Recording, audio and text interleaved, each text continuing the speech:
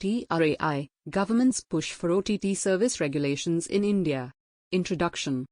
In recent times, the Telecom Regulatory Authority of India, TRAI, has ignited a significant discourse surrounding the regulation of over-the-top, OTT, communication services.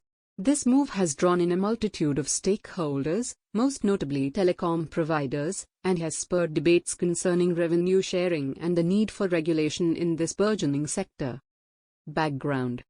On July 7, 2023, TRAI released a consultation paper, triggering discussions on the regulation of OTT communication services, and even the possibility of selective banning of these services. Stakeholders actively participated in this discourse, submitting responses to TRAI by September 1, 2023. The outcome of this consultation is eagerly awaited as it is expected to provide essential guidelines for the regulation of OTT services in India. Distinguishing OTT communication services and content OTTs.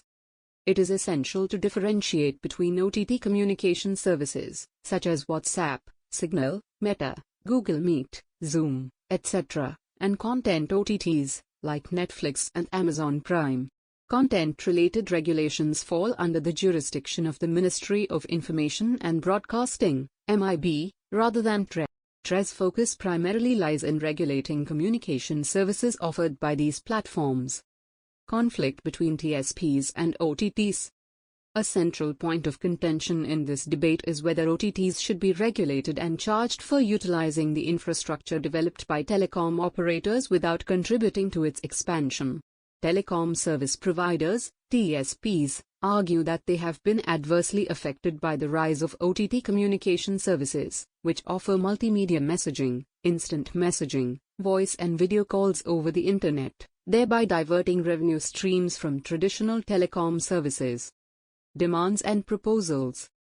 The Cellular Operators Association of India, COAI, has advocated for a policy framework that mandates a fair contribution from large OTT service providers to telecom network operators, based on measurable criteria such as the number of subscribers or data usage. COAI posits that this contribution is essential to support network expansion and contribute to government revenues. Internet Service Providers Association of India suggests that OTT services should be treated in the same vein as services offered under telecom licenses, subject to the same set of rules and regulations. Other stakeholder perspectives. However, not all stakeholders share these views.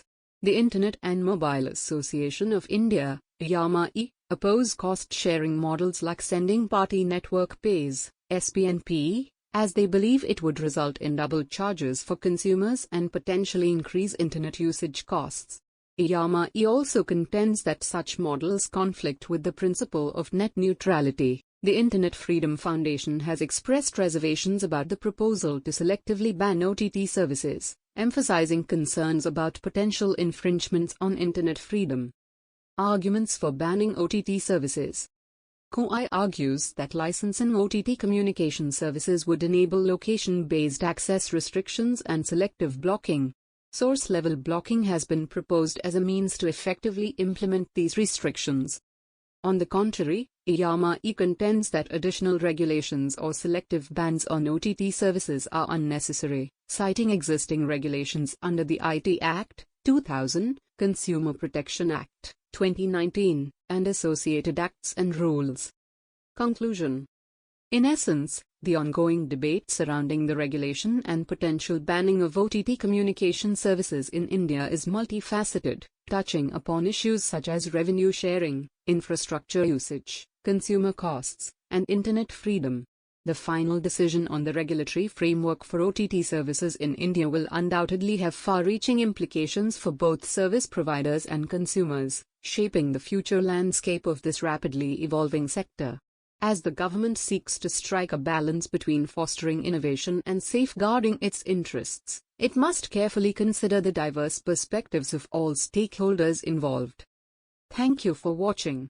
Subscribe to Explanium today and discover a whole new world of knowledge and understanding.